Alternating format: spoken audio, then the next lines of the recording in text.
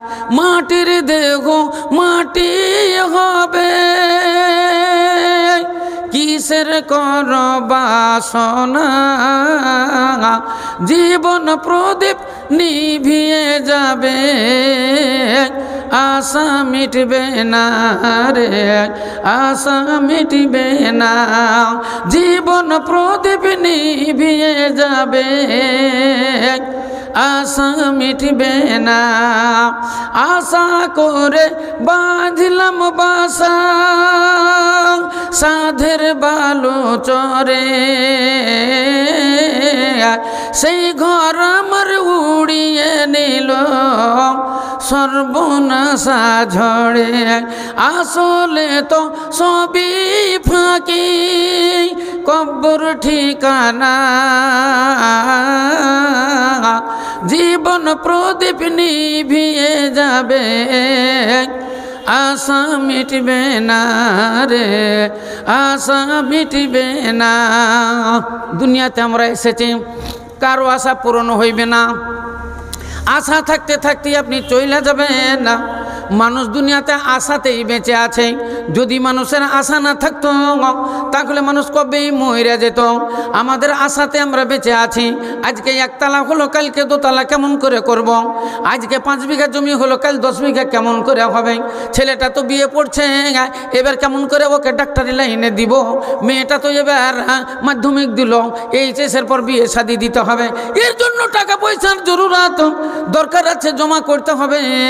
ব্যবসার পরে ব্যবসা, বাণিজ্যের পরে বাণিজ্য, এদেশ থেকে বিদেশ, এখান থেকে ওখানে, মাঠ থেকে ঘাট, কতই না দৌড়াদৌড়ি মানুষ করে, কতই না দৌড়াদৌড়ি মানুষ করে। ইসলাম দরদি ভাইরা মারা যেতে যেতে হঠাৎ করে দেখবে না মালিকুল মমত চলে আসে। আজরাইল যখন চলে আসে তখন তার জান কবজ হইয়া যায়। 3রা বছর একটা জালসা পড়লো সাহেব পাড়া, ওটা বোধহয় সাহেব পাড়ায় বলছে আপনার কৃষ্ণনগর ঢুকতে এইদিকে যে একটা বড় ব্রিজ আছে, ব্রিজের বাম সাইডে যে গ্রামটা আছে হানাফি এলাকা, ওই গ্রামে জালসা করে আমি বেরিয়ে আসলাম। সকালবেলাতে বেরিয়ে আসছি তো 5 মিনিট আগে একটা বিএসএফ, মানে ওই গ্রামেরই ও চাকরি করতো এতে কাশ্মীরে, সবে মাত্র বাড়ি ফিরে এসেছে 2 বছর পর, বোধহয় 5 দিন না কদিন বাড়িতে এসেছে। এসে কৃষ্ণনগর গিয়েছিল, আসতে গিয়ে অ্যাক্সিডেন্ট হয়ে একেবারে মেন রোডের ওপরে এরকম চিৎপাটাং হয়ে পড়ে আছে, হেলমেটটা দূরে পড়ে আছে। তার গাড়িটা দেখলাম দূরে ছিটকে চলে গেছে, প্যান্ট পরানো আছে, গায়ে জামাই আছে, একবারে মেন রোডের ওপরে চিৎপাটাং হয়ে পড়ে আছে। কে যে মেরে দিয়ে চলে গেছে পরক্ষণে জানলাম। সবে মাত্র 6 দিন না 7 দিন না বাড়িতে ফিরা হলো, বাড়ির বাজার করার জন্য কৃষ্ণনগর গিয়েছিল, আজ থেকে অ্যাক্সিডেন্ট হয়ে মারা গেছে। ইসলাম দরদি ভাইয়ের আমার বলেন তো কোনো সময় জানতে পেরেছিল আমি বাড়ি থেকে বেরিয়ে গেলাম আর ফিরে আসবো না? বাড়ির লোক জানছিল চলে গেল এক্ষুনি ফিরে আসবে, ছেলেরাও জানছিল আব্বা চলে গেল এক্ষুনি ফিরে আসবে। মা বাবা মনে মনে ভাবছিল ছেলে আমার চলে গেল এক্ষুনি ফিরে আসবে, ও জানছিল আমি তাড়াতাড়ি বাড়ির দিকে ফিরে আসবো। যেহেতু 2 বছর পর বাড়ি ফিরেছে, ইসলাম দরদি ভাইরা আমার আর ফিরে আসতে পারলো না, ফিরে আসতে পারলো না। এজা যা আজালুহুম লা ইস্তাখিরুনা সাআতাও ওয়া লা ইস্তাকদিমুন। যেমন ঘড়ির কাঁটা চলে ভাই টিকি টিকি কইরা যায়, যেমন ঘড়ির কাঁটা চলে ভাই টিকি টিকি কইরা যায়। ঘড়ির দম ফুরালে শোনো ভাই ঘড়ি যে দাঁড়ায়, দম ফুরিয়ে গেলে ঘড়ির কাঁটা থেমে যায়। টায়ার পাংচার হলে গাড়ি আর চলে না, ওই রকমই আমাদের জীবনের গাড়ি চলছে। চলতে চলতে কখন আল্লাহর অর্ডার হয়ে যাবে, কখন আল্লাহর হুকুম হয়ে যাবে, মালিকুল মমত চলে আসবে। মালিকুল মমতের কাছে কোনোই কৈফিয়ত চলবে না। যদি বলা যায় এ মালিকুল মমত আর বেশি দিন নাই, মোটাই 4 দিন আমাকে টাইম দাও, কালকে আমার ছাদটা ঢালাই হইয়া যাক, পরশু দিন এসে তুমি জান কবুজ করো। বলেন মালিকুল মমত কি শুনবে? বিটির বিহার দিন ধার্য হইয়া গেছে, কাল বাদ পরশু দিন বিয়া হবে। মালিকুল মমত আজকে যদি চলে আসে, মালিকুল মমতকে আপনি বুঝাতে পারবেন? বলে 1টা দিন 2টো দিন থেমে যাও, মেয়ের বিয়েটা হয়ে যাক। আপনার কোনো কৈফিয়ত চলবে না, কোনো কথাই তারা শুনবে না। কত মানুষ এসেছিল এ দুনিয়ার পরে, একে একে চইলা গেল এ দুনিয়া ছেড়ে। তুমিও তো যাইবে চলে, রেহাই পাবে না। জীবন প্রদীপ নিভিয়ে যাবে, আশা মিটবে না রে, আশা মিটবে না। জীবন প্রদীপ নিভিয়ে যাবে, আশা মিটবে না। আশা ভঙ্গ হয়ে যাবে, আশা মিটবে না। একের পর এক আশার পরে আশা, আপনি আশায় আশায় বেঁচে থাকবেন না। হাত্তা জাল মালিকাল মমত, ইতিমধ্যেই মালিকুল মমত এসে হাজির হয়ে যাবে। আপনার সমন বেজে যাবে, ঘন্টা বেজে যাবে, আর এক সেকেন্ডও বিলম্ব করা যাইবে না, এক সেকেন্ডও বিলম্ব করা যাইবে না। আপনার প্রাণ পাখি উড়ে যাবে, খাঁচা পড়ে থাকবে রে বন্ধু, খাঁচা পড়ে থাকবে। এই খাঁচার আর কেউ ইজ্জত করবে না, এই খাঁচার কেউ সম্মান করবে না। আপনার এই খাঁচা অচল হয়ে যাবে, আপনার ঘড়ি তখন অচল হইয়া যাবে। এই খাঁচা আবার যদি কেউ মনে করে রেখে দিব, 2 দিন পার হইয়া গেলে নাক দিয়ে রস বেরিয়ে চলে আসবে, পিছন দিক দিয়ে রস বেরোতে লাগবে। 4 দিন 5 দিন হলে গন্ধ শুরু হয়ে যাবে, 6 দিনে 7 দিন হলে টিকা যাবে না, 10 দিন যদি হয়ে যায় এলাকা দুর্গন্ধ হইয়া যাবে। দুনিয়াতে যত পশু পক্ষী রয়েছে ওদের গন্ধটাও সইতে পারা যায়, মানুষের গন্ধ সওয়া যায় না, মানুষের গন্ধ সওয়া যায় না। তাই মরতে দেরি আছে তো পুততে দেরি না।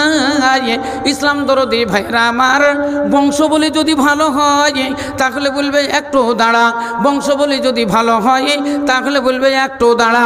আর বংশ বলে যদি খারাপ হয় তাহলে পরে লাশ পড়ে থাকবে, বাড়িতে ঝগড়া আরম্ভ হয়ে যাবে, বাড়িতে কুন্দল শুরু হবে, বাড়িতে মারামারি আরম্ভ হয়ে যাবে। 4 ভাইয়ের মধ্যে এক ভাই বলবে, আব্বা যখন হজে যায় আমার কাছ থেকে 1 লাখ টাকা নিয়ে গেছে। আব্বা বলে গেছে ওই কান্দরের জমিটা তোকে রেজিস্ট্রি কইরে দিব, আমাকে 1 লাখ টাকা দে। আমি বাপকে 1 লাখ টাকা দিয়েছি, আমার টাকা নিয়ে হজ কইরে এসেছে।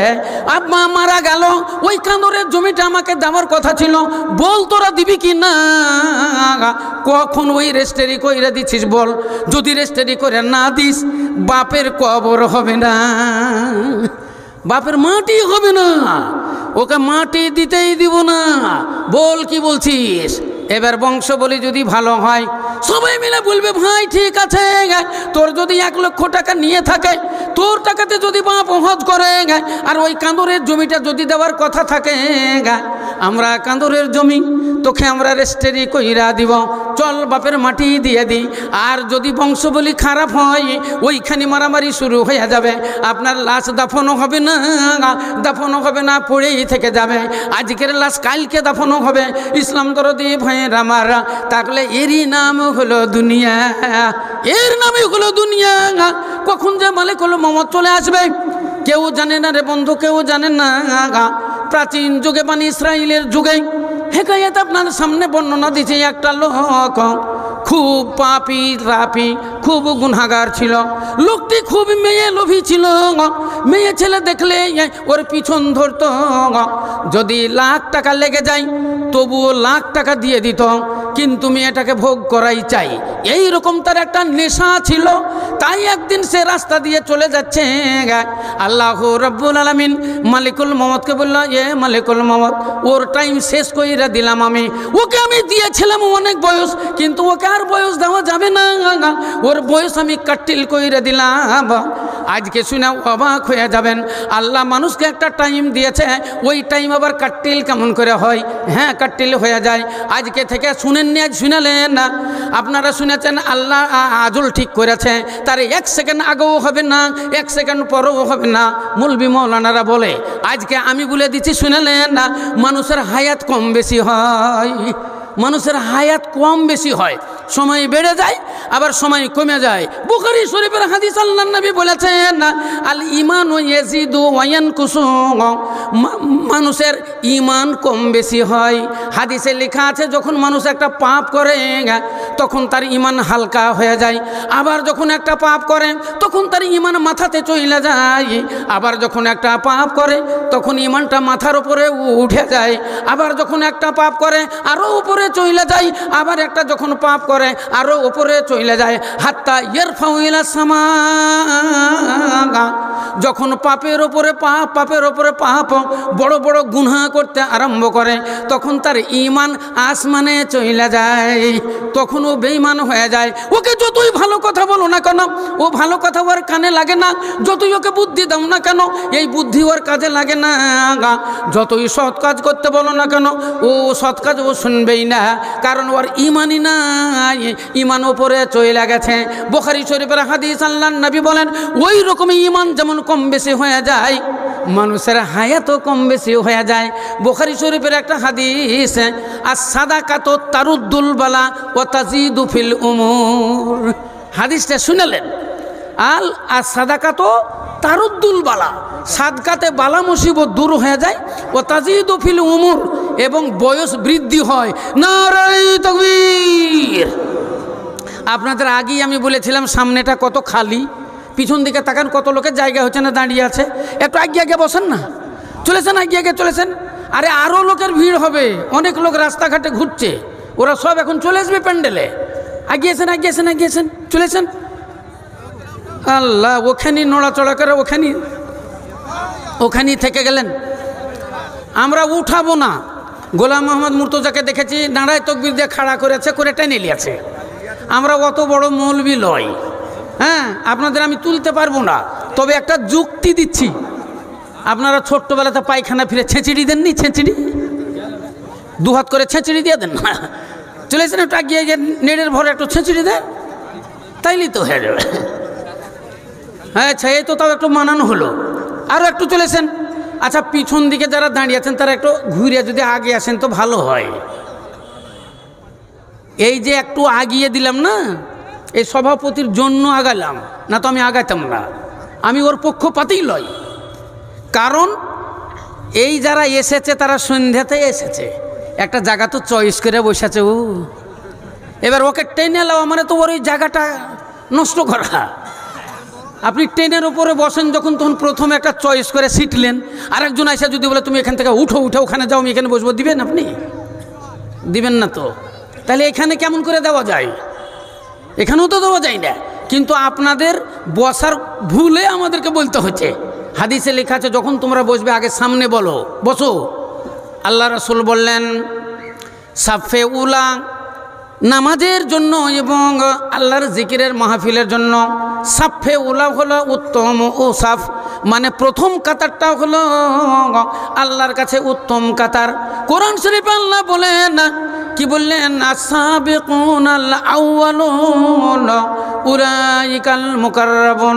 আল্লাহ বলছেন যারা নেকির কাজে আগে আগে যায়, মসজিদের দান করার জন্য সর্বপ্রথম যারা দান করে, এবং নামাজের জন্য যারা সর্বপ্রথম মসজিদে যায়, ওয়াজ নসিহত শোনার জন্য যারা মাহফিলে আগে যায়, যারা আল্লাহর জিকির আজকারের জন্য আগে কাতারে থাকে, আল্লাহ বলছেন রোজ হাসরের দিন এরা আমার নিকটে থাকবে, এরা আমার নিকটবর্তী হবে।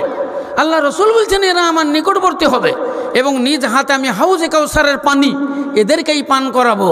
তাহলে আস-সাবিকুন আল-আউয়ালুন, এটা তো আমরা বুঝতে পারি নাই, সেই জন্যই আমাদের বলতে হয়। ইসলাম দরদি ভাইয়ের আমার, তাহলে বলছিলাম আপনাকে, ওয়ামিন আয়াতিহি আন খালাকা লাকুম মিন আনফুসিকুম আজওয়াজান লিতাসকুনু ইলাইহা ওয়া জাআলা বাইনাকুম মাওয়াদ্দাতান ওয়া রাহমা ইন্না ফি যালিকা লাআয়াতিন লিকাউমিন ইয়াতাফাক্কারুন। আল্লাহ রাব্বুল আলামিন বলেন, তাহলে আমি তোমাদেরকে জোড়া করে আমি সৃষ্টি করলাম, একটা নর অপরটি নারী, এক অপরের জন্য যখন তাদের বিবাহ বন্ধনে বেঁধে দেওয়া হয়, তখন আল্লাহ রাব্বুল আলামিনের তরফ থেকে মমদ্দাতার মহব্বত, প্রেম প্রীতি আল্লাহর তরফ থেকে জান্নাত থেকে নাজেল হইয়া যায়। আপনাদের গ্রামটা হলো মির্জাপুর। মির্জাপুর গ্রাম নিবাসী রহমতুল্লাহ শেখের কন্যা মুসাম্মাত রহিমা খাতুন 10,001 টাকা দিলমোহরে জেউরবাদ স্বইচ্ছায় সজ্ঞানে মোহাম্মদী সারা অনুসারে, যারা বিয়ে পড়াবেন কথাটা মনে রাখেন, মোহাম্মদী সারা অনুসারটা আপনাকে বলতেই হবে। মোহাম্মদী সারা অনুসারে হাজিরানে মজলিসে তোমাকে স্বামী রূপে গ্রহণ কইরেছে, তুমি কি তাকে স্ত্রী রূপে গ্রহণ করিলা? ছেলেটি বলবে জি হ্যাঁ আমি কবুল করিলাম, না হয় বলবে কাবিল তো, আরবিতে বলবে কাবিল তো, আর না হয় বলবে জি হ্যাঁ আমি কবুল করিলাম। এই যে জি হ্যাঁ কবুল করিলাম কিংবা কাবিল তো যখন বলবে, আল্লাহ রাব্বুল আলামিন জান্নাতের ভিতরে ফেরেশতাদেরকে বলে, ও ফেরেশতারা দেখো এক্ষুনি আমার 2 বান্দা, ওদের বান্দা বান্দির সঙ্গে বিবাহ বন্ধন বেঁধে দেওয়া হলো, এবার ওদের ওপরে জান্নাতি রহমত নাজেল কইরা দাও, জান্নাতি রহমত নাজেল কইরা দাও। জান্নাত থেকে রহমত নাজেল হয় মাওয়াদ্দাতান ওয়া রাহমা, ইন্না ফি যালিকা লা আয়াতিন লিকাওমিন ইয়াতাফাক্কারুন। মহান আল্লাহ রাব্বুল আলামিন জান্নাত থেকে মাওয়াদ্দাতার মহব্বত প্রেম প্রীতি দুজনের মধ্যে আল্লাহ ঢেলে দেয়, তখন এক অপরে প্রেম প্রীতি তারা মগ্ন হয়ে যায়। দেখেন অচেনা ছেলে অচেনা মায়া, কিন্তু এক জায়গাতে তাদের মন একরকমই হয়ে যায়, কত মহব্বত প্রেম প্রীতি হয়ে যায়। আপনারা যদি বলেন এক জায়গাতে থাকে, এক জায়গাতে থেকে তাদের প্রেম নিবেদন হয়ে যায়, সেই জন্য মমদ্দাত মহব্বত হয় না, এটা ভুল কথা। অনেক সময়তে দেখা গেল বিবাহ হলো কিন্তু ছেলের সঙ্গে মেয়ের সাক্ষাৎ নাই, মেয়ের সঙ্গে ছেলেরও সাক্ষাৎ হইল না, বিয়ে হয়ে গেল কিন্তু দেখা হইল না। হঠাৎ করে 8-5 দিন পর কি 7 দিন পর শুনতে পাওয়া গেল স্বামী মারা গেছে। তাহলে স্বামী মরে গেল, এবার কিন্তু সে অঝনে কাঁদতে লাগলো, কত রকমের কান্না, সুর ধরে কান্না করছে, তার স্বামীর গুণগান গাইতে লাগলো। বলেন তো ও তো স্বামীর মুখেই দেখতে পেল না, স্বামীর সঙ্গে ওর তো কোনো সম্বোধনই হলো না, তাহলে এত কাঁদছে কেন, চোখে পানি এত কেন? আল্লাহ রাব্বুল আলামিনের তরফ থেকে রহমত নাজেল হইয়া গেছে, প্রেম প্রীতি ওদের হয়ে গেছে, তাই তো অধরণে কান্না করিতেছে, স্বামীর শোকে কাতর হয়ে গেছে। হাদিসের মধ্যে আল্লাহর নবী বললেন, যদি এইরকম কারো ঘটনা ঘটে যায়, বিবাহ শাদী হওয়ার পরে স্বামী স্ত্রীতে যদি তাদের মিলন না ঘটে, এর মধ্যে যদি স্বামী মারা যায়, এর মধ্যে যদি তার স্বামী মারা যায়, তাহলে কি হবে? স্বামী মারা গেলে কি তাকে 4 মাস 10 দিন তাকে কি শোক পালন করতে হবে? ইমাম আযম আবু হানিফা রাহমাতুল্লাহি আলাইহি বলছেন না, তাকে একা খাইয়ে তাকে শোক পালন করতে হবে। আমাদের শাফি মুযহাবে 3 মাস 10 দিন তাকে শোক পালন করিতে হবে। এটা তার অন্য কারণে নয়, এটা তার স্বামীর জন্য, স্বামীর শোক পালনের জন্য। ইসলাম দরদি ভাইরা মারা, স্বামীর বিবাহ, স্বামী স্ত্রীতে বিবাহ হলো, বিবাহ হওয়ার পরে যদি তাদের সম্বোধন না হয়, প্রেম নিবেদন যদি না হয়, হাত্তা তাল্লাকা, যদি এর মধ্যে তালাক হইয়া যায়, তাহলে কি হবে? আল্লাহ নবী বললেন নিসফুল মোহর, তাকে নিসফু মোহর দিতে হবে। মোহরানা যা থাকবে তার অর্ধেক পাবে। তাহলে বোঝা গেল মিলনই তো হলো না, হিসাব অনুযায়ী কিছুই পাই না, কিন্তু আল্লাহর নবী বললেন নিসফু মোহর, তাকে অর্ধেক মোহরানা দিতে হবে। তাহলে দেখেন আল্লাহর তরফ থেকে মমদ্দাত ও মহাব্বত তাদের মধ্যে হয়ে গেছে। তাই মহান আল্লাহ রাব্বুল আলামিন বলেন, এর মধ্যে আমার নিদর্শন রয়েছে রে বান্দা, এর মধ্যে আমার নিদর্শন রয়েছে। অতএব এই দুনিয়াতে এসেছি, দুনিয়া ছোড়কার জানা হয়, আমাদের দুনিয়া ছেড়ে চলেই যেতে হবে। তাই আল্লাহ বলেছেন আখেরাতের ব্যাংক ব্যালেন্স করো, আখেরাতের তোমরা জমা করো, আর দুনিয়া মাজরাতুল আখেরা, দুনিয়া হলো আখেরাতের খেতি, দুনিয়া হলো আখেরাতের খেতি, অন্য কিছু ভাববেন না। এই দুনিয়াটা যা, পর দুনিয়াটাও তাই, হুবহু তাই, কিন্তু প্রত্যেক জিনিসের 70 গুণ, কেউ বলেছে 70,000 গুণ বেশি। যদি আপনি আনন্দতে থাকেন, যদি আপনি জান্নাতে চলে যান, দুনিয়াতে যত সুখ ভোগ, দুনিয়াতে যত শান্তির জিনিস, আনন্দের জিনিস আছে, ওটা জান্নাতের মধ্যে ৭০ গুণ বেশি আছে, কিংবা ৭০,000 গুণ বেশি আছে। আপনি এখানে পাখির মাংস খান, জান্নাতেও পাখির মাংস খাবেন, কিন্তু এই পাখির মাংস থেকে ওই পাখির মাংস ৭০ গুণ আপনার বেশি টেস্টিং হবে। আপনি এই দুনিয়াতে বালাখানা তৈরি করেছেন, আপনি যেই বালাখানাতে থাকেন ওই বালাখানা চাইতে 70,000 গুণ আপনার জান্নাতের বালাখানা সুন্দর হবে, তার চাইতেও ভালো হবে।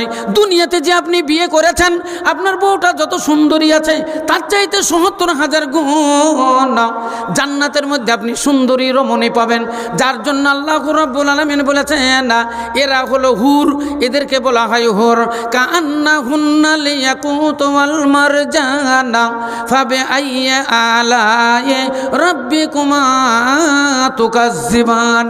আল্লাহ রাব্বুল আলামিন বলেন জান্নাতের মধ্যে তোমাদেরকে হুর দেওয়া হবে, তারা এত সুন্দরী হবে, এত সুন্দরী হবে, তাদের সুন্দরের তুলনার বর্ণনা করাই যাবে না, যাবে না।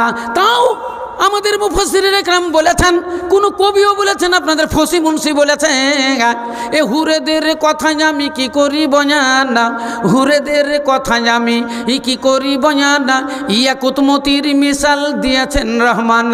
মুখের সুরাত জানো এ চাঁদ পূর্ণিমার, মুখের সুরাত জানো চাঁদ পূর্ণিমার, নাকেতে মতির নত দেখিতে বাহার, ছোলা দাঁতে কি সুন্দর মতির মঞ্জন, ছোলা দাঁত কি সুন্দর মতির মঞ্জন, টল টল করে সদা হীরা ও কাঞ্চন, ঠুডু দুটি যেন খাঁটি মতির গড়না, ঠুডু দুটি যেন খাঁটি মতির গড়না, তাকিলে কাড়িয়া নিবে মরদেরি মন।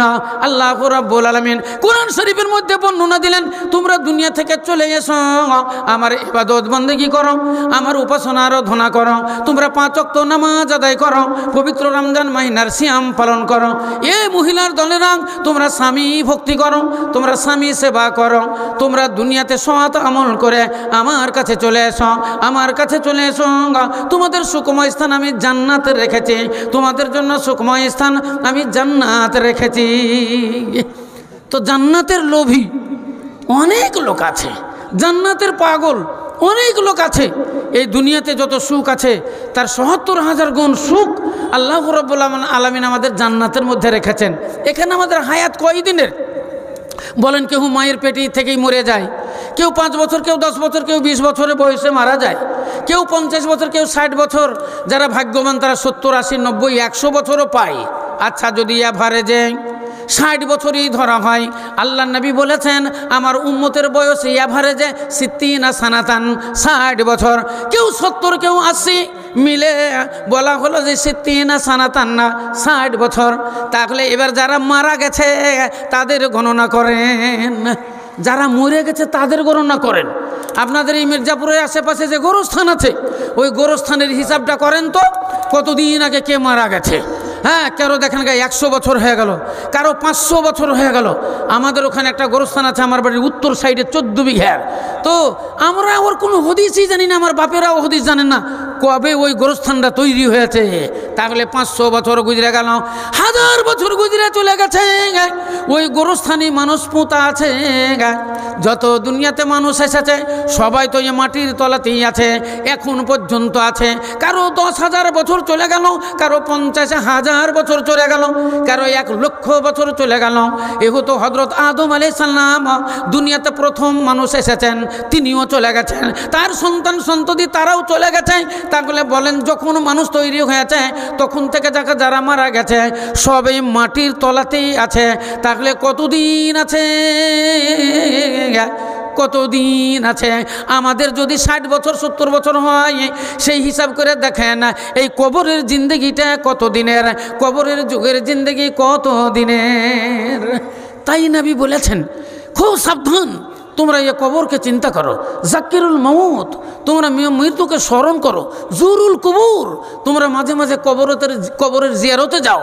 তোমার আব্বা মারা গেছে, দাদু দাদি নানা নানি মারা গেছে, পারো তো সপ্তাহে সপ্তাহে যাও, কবরের পাশে একটু দাঁড়াও, দাঁড়িয়ে একটু দোয়া করো। যদি না পারো মাসে যাও, 1 মাসের পরে যাও, একটু তার কবরে একটু দাঁড়াও, দাঁড়িয়ে একটু তুমি স্মরণ করো, তোমার আব্বা মায়ের জন্য একটু দোয়া করো, তোমার দাদু দাদির জন্য একটু দোয়া করো, তোমার নানা নানির জন্য একটু দোয়া করো। আল্লাহ নবী বলেছেন মাঝে মাঝে যাও আর কবরের জিয়ারত করো। মা ঈসা সিদ্দিকা রাদিয়াল্লাহু তাআলা আনহা বর্ণনা দেন আল্লাহ নবীর কয়েকটা স্ত্রী ছিল, স্ত্রীর ভিতরে সব পালি করা ছিল, 3 দিন করে বা 5 দিন করে বারে ঘরে ঘরে তাদের পালি করা ছিল। মা আয়েশা সিদ্দিকা রাদিয়াল্লাহু তাআলা আনহা বলেন, সেই দিন আমার বাড়ি পালি ছিল। আমি মনে মনে ভাবলাম আল্লাহ নবী আমার ঘরে চলে আসবে, এসার নামাজের পরে পরে নবী নিশ্চয়ই আমার ঘরে চলে আসবে। যতগুলো আল্লাহ নবীর স্ত্রী ছিল সবই বিধবা ছিল, আর একটাই কুঁয়ারি ছিল, সেটাই হলো মা আয়েশা সিদ্দিকা রাদিয়াল্লাহু তাআলা আনহা। আবু বকর রাদিয়াল্লাহু তাআলা আনহুর মেয়ে হযরত আবু বকর সিদ্দিক রাদিয়াল্লাহু তাআলা আনহু আল্লাহ নবীকে একদিন বলেন, ইয়া রাসূলুল্লাহ, ইয়া হাবিবাল্লাহ, আপনি তো আমার বাল্যকালের বন্ধু, আপনি তো আমার যৌবনকালের বন্ধু, আপনি আমার মক্কা মদিনার জিয়ারতের বন্ধু, আপনি মক্কা মদিনার হিজরতের বন্ধু। অতএব ইয়া রাসূলুল্লাহ, আপনার সঙ্গে আমার একটা লাগাও রয়েছে, আপনার সঙ্গে একটা প্রেম প্রীতি আছে। আমি মনে মনে ভাবি আপনাকে আমি রক্তের সঙ্গে জড়িয়ে নেব, আপনাকে আমার রক্তের সঙ্গে কেমন করে জড়াই। তাই আল্লাহ নবীকে বলা হলো, ইয়া রাসূলুল্লাহ, আমার মেয়ে আয়েশা, এই আয়েশাকে আপনাকে আমি দান কইরে দিব। আয়েশার বিবাহ আপনার সঙ্গে দিয়ে আপনাকে আমি বিবাহ বন্ধনে বেঁধে দিয়ে আমার রক্তের সঙ্গে আপনাকে জড়িয়ে নেব। আল্লাহ নবী বলছেন, আবু বকর, এত বড় তোমার মনের বাসনা কেমন করে হলো, এত বড় আশা তোমার মনের মধ্যে কেমন করে হলো। হযরত আবু বকর সিদ্দিক রাদিয়াল্লাহু তাআলা আনহু বলছেন, ইয়া রাসূলুল্লাহ, জান্নাতুল ফিরদাউসে যখন আপনি দাঁড়াবেন, জান্নাতুল ফিরদাউসে যখন আপনি দাঁড়াবেন, আমি যেন আপনার ডান সাইডে দাঁড়িয়ে থাকতে পারি, সেই জন্য আমি মনে মনে স্থির করেছি আপনাকে আমার রক্তের সঙ্গে জড়িয়ে নিব। তাই আমার কলেজার টুকরা আয়েশা সিদ্দিকাকে আপনাকে আমি দান করিলাম, আপনার বিবাহ বন্ধনে আমি বেঁধে দিলাম। জোরে সোরে বলেন একবার সুবহানাল্লাহ। কেমন পাগল এরা! আপনাকে আগেই বলেছি, কিছু কিছু মানুষ এরা জান্নাতের পাগল, আর কিছু কিছু মানুষেরা দুনিয়ার পাগল। যারা দুনিয়ার পাগল, দুনিয়া নেই যারা মেতে আছে, কিন্তু দুনিয়া তাকে ফাঁকি দিবে। দুনিয়া দুনিয়া করে যারা মেতে আছে, এ দুনিয়া কিন্তু তাদের সঙ্গী হইবে না, দুনিয়া কিন্তু তাদেরকে ফাঁকি দিবে। আর জান্নাতের পাগল যারা, তারা কিন্তু জান্নাতের সঙ্গে লেগে যাবে, তারা জান্নাতে চলে যাবে, জান্নাতের সুখ ভোগ করবে, জান্নাতের আনন্দ ভোগ করবে। জান্নাতের পাগল যারা, তারা জান্নাতে চলে যাবে, জান্নাত তাদেরকে বিতাড়িত করবে না, জান্নাত তাদের আলাদা করবে না। নারে তাকবীর! যাক ভাইয়ের আমার, হ্যাঁ, মসজিদের উন্নতিকল্পে জালসা। অনেক দিন পর আপনাদের গ্রামে এলাম, আমার মনে হচ্ছে ওয়াজ করে চলে যায়, কিন্তু আবার ফির ব্রেন চলে যাচ্ছে যে আসল উদ্দেশ্য তো আমাদের মসজিদের কালেকশনটা, তো কালেকশনটা আমাদের হয়ে যাক, তারপরে আপনাদের আবার ওয়াজ ইনশাল্লাহ শোনাবো। তো যারা কমিটির ভিতরে আছেন, মসজিদ কমিটিতে, জালসার কমিটিতে যারা আছেন, মসজিদের সেক্রেটারি, মসজিদের সভাপতি, মসজিদের কেসিয়ার, জালসার সেক্রেটারি, জালসার সভাপতি, জালসার কেসিয়ার এবং মেম্বারগণ এবং বহিরাগত মেহমান, আজকে আপনাদের এই মির্জাপুর গ্রামে অনেক এসেছে, দূর দূরান্ত থেকে চলে এসেছে আজ, যেহেতু আজকে জালসার নাম শুনে আপনার বিআই, বিএন, মেয়ে, জামাই, আরও বন্ধু বান্ধব অনেকে এসে গ্রামে এখন লোড হয়ে গেছে, না হলে এত লোক কি করে হয়? দেখেন রাস্তাঘাটে কত লোক চলছে।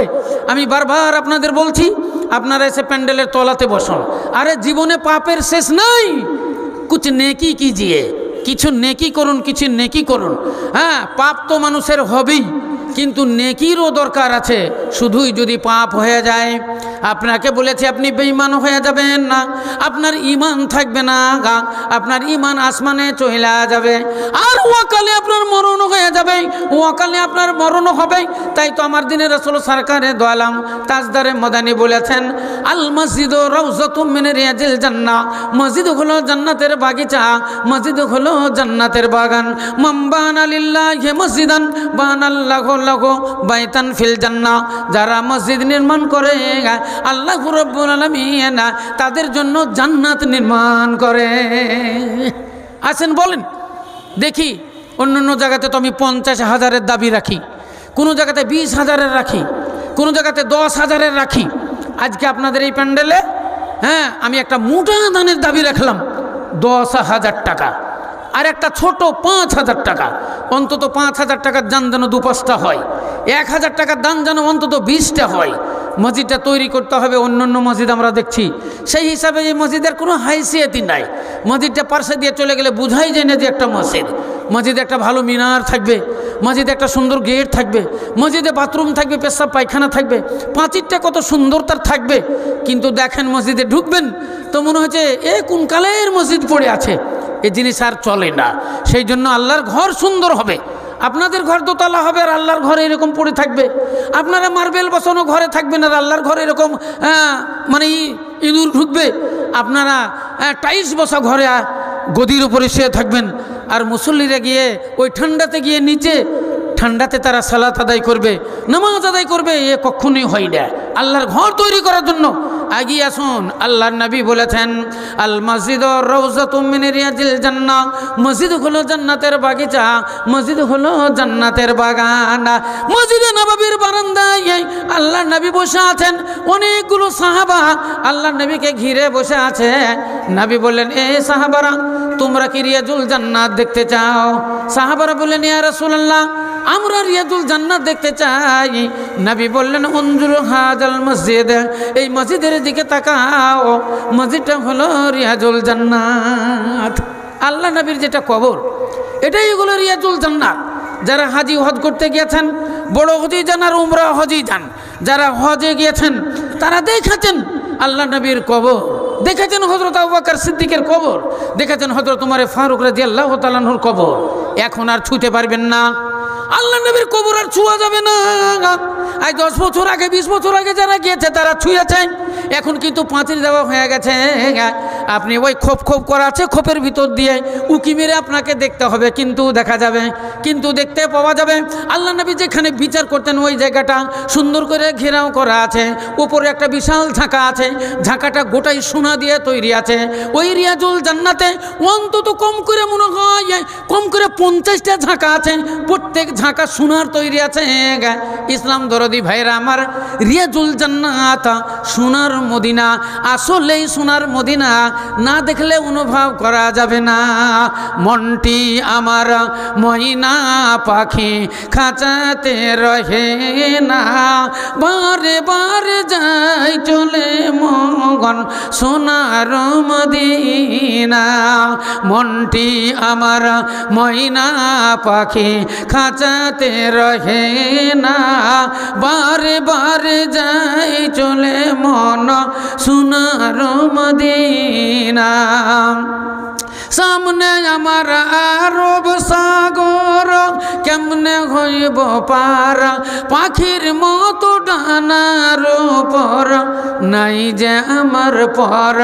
তাই বলি কি ওরে মন, যাওয়া কি আর হবে না, বারে বারে যাই চলে মন সোনার মদিনা, বারে বারে যাই চলে মন সোনার মদিনা। আরব দেশের তেঁতুল মিষ্টি, মিষ্টি খাজুর বেদানা, আবে জমজম কুয়ার পানি খেয়ে দেখা হলো না। তাই বলি কি ওরে মন, খাওয়া কি আর হবে না, বারে বারে যাই চলে মন সোনার মদিনা। এ ডালে বসে ডাকছে কোকিল, কুহু কুহু করে, গুল বাগিচাই বুলবুল পাখি ডাকছে জীবন ভরে। এ ডালে বসে ডাকছে কোকিল, কুহু কুহু করে, গুল বাগিচাই বুলবুল পাখি ডাকছে জীবন ভরে। তাই বলে কি ওরে মন, ডেকে শান্তি হলো না, বারে বারে যাই চলে মন সোনার মদিনা, বারে বারে যাই চলে মন সোনার মদিনা। নারে তাকবীর। বলেন ভাই, একটা দান 5000-এর, 10,000 আমি বলেছি, ওটা পরে নিব, আগে 5000-এর দান একটা বলেন।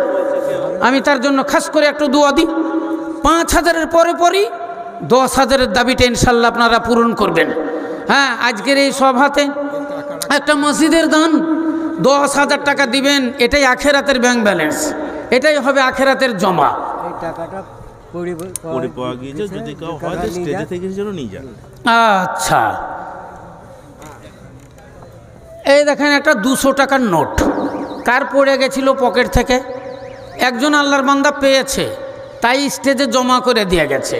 হ্যাঁ গো, রাস্তায় চলতে চলতে 10টা টাকা যদি পড়ে যায় কাহুরির পকেট থেকে, যদি দেখতে পাওয়া যায়, 2-3টা লোক আছে, ওর মধ্যে একজনের 10টা টাকার নোট একটা পড়ে গেল, কিংবা ধরেন 10 টাকার একটা কয়েলই পড়ে গেল, লোক কী করে, চপ করে এরকম পা দিয়ে চাপা দিয়ে দেয়, পা দিয়ে চাপা দিয়ে যখন ওরা সরে যায় লুক করে তুলে নেয়। আবার ফির দেখা যায় অনেকজনে পকেট মেরে মোবাইল চুরি করে, কেউ পকেট মেরে টাকা চুরি করে। এ আবার কোন লোক 200টা টাকা পেয়েছে, ও তো আজকে জিলাপি ঝুরি নিয়ে যেতে পারতো বাড়ি, কিন্তু নিয়েছে স্টেজে জমা করে দিয়েছে। কেন জানেন? এই ধর্মীয় সভার জন্য। এটা আপনার সিনেমা নয়, এটা থিয়েটারও নয়, এটা সার্কাসও নয়, এটা মেলা নয়, এটা হলো আমাদের ধর্মীয় সভা। তার গুণগান এটাই প্রমাণ যে দেখেন 200 টাকার নোট একটা লোক পেয়েছে, স্টেজে এনে জমা করে দিল, নারে তাকবীর। এটাই হলো চিহ্নত, এটাই হলো রিয়াজুল জান্নাতের চিহ্নত। তো আসেন বলে নিয়ে যান, যার টাকা সেই নিয়ে যাবেন, ফলস এসে বলবেন না যে আমার টাকা নিয়ে যাবো, বলে নিয়ে যাবেন না, না তো হিসাবটা আপনাকে ডবলই লাগবে। দিয়ে দিব আমরা, কিন্তু আপনার হিসাবটা ডবল হবে। আর যারা আসলেই এসে লিয়া যান, আর যদি না নেন মসজিদের খাতে আমরা লাগিয়ে দিব ওঠে। হ্যাঁ বলেন, 5,000 টাকা দান একটা আমি চেয়েছি, বলেন মসজিদের সেক্রেটারি, সভাপতি, কেসিয়ার, আরও মেম্বারগণ যারা আছেন বলেন একটা। এই ছোট মসজিদের জন্য, আরে মাদ্রাসার জন্য তো অনেক লোক টাকা দান করে, কেউ 10-20, কেউ 20, কেউ 50। আল্লাহর রাস্তায় একটা বলেন মসজিদের জন্য যে মৌলানা আমি দিলাম 5,000 টাকা, আপনার বাবার নামে, আপনার মায়ের নামে, দাদু দাদি, নানা নানির নামে, আপনি মারা গেছে তাদের নামে পাঠান। আপনি যদি বলেন মৌলানা কিছু মৌলানা বলছে মৃত্যুর নামে দান হয় না, ও একটা মন গাড়া কথা বলছে। হ্যাঁ, হয়তো একটা নতুন জিনিস আবিষ্কার করব মনে করছে, আর না হয় কিছু নাম কামাবো মনে করছে, না হোক যে হোক কিছু বলে ওটা ভাবে বলছে। এরকম ভাষণ মেলা মৌলবীদের মুখে শুনছি, কিন্তু আসলে এগুলো ফলস। আপনার এই পরশুদিন জালসা হলো বান্দাখোলায়, হ্যাঁ, এতে আপনার ওই তরশুদিন জালসা হলো আপনার কোথায়, গোবিপুর না, ওটা কি বান্দাখোলার পাশে, ওটা কি গিরিধারপুরে মৌলানা আপনাদের ডিঙ্গেল মাদ্রাসার হেড নুরুল ইমান, উনি বক্তব্য রাখতে রাখতে বললেন, বুখারী শরীফে 3-4টা হাওলা দিলেন, মুসলিম শরীফে 2-3টা হাওলা দিয়ে বললেন মৃত্যুর নামে দান করতে হবে, এবং মৃত্যুর নামে দান জায়েজ, কুরবানি দান সব কিছু মৃত্যুর নামে জায়েজ আছে। আপনার বাপের নামে, বাবা মামার নামে, দাদু দাদি, নানা নানির নামে, নিজের সন্তান সন্ততি যারা মারা গেছে তাদের নামে দান আপনি করবেন। এই দান কবর গৃহে ওয়াসিলা হবে এবং কবর গৃহে পৌঁছানো হবে। আর তার একটা দৃষ্টান্ত, একটা দলিল দিলেন, যে দলিলটা আজ থেকে 30 বছর আমি বলেছি আপনাদের, সেটা হলো আল্লাহ রাসূল বললেন, হাযাল উম্মে সাদিন, হাযাল বীরু লে উম্মে সাদিন, মুত্তাফাকুন আলাইহি হাদিস, বুখারী শরীফের রওয়ায়াত, মুসলিম শরীফের রওয়ায়াত। আল্লাহর নবীর জামানায় একটা মেয়ে মারা যায়, মেয়েটা মারা যাওয়ার আগে ছেলের সঙ্গে একটু আলোচনা করছিল, বেটা আমাদের এই এলাকাতে পানির খুব অভাব, একটা পানির জন্য একটা কুয়া খুঁড়ে দিলে মনে হয় ভালো হতো। এই রকম মনে মনে করতে করতে তার মা মারা গেল, তার মা ইন্তেকাল করলো। তিনার ছেলে, তার নামও হলো সাদ গিয়ে তার আল্লাহ রসুলকে বললেন, ইয়া রাসূলুল্লাহ, ইয়া হাবিবাল্লাহ, আমার মা মারা গেছে, আমার মায়ের নামে কোনো কি নেকির কাজ আমি করতে পারি, যেই নেকিটা আমার মায়ের কবরে পৌঁছাবে? আল্লাহ নবী বললেন, হ্যাঁ পৌঁছাবে, তবে উত্তম হবে একটা কুয়ো খনন করা।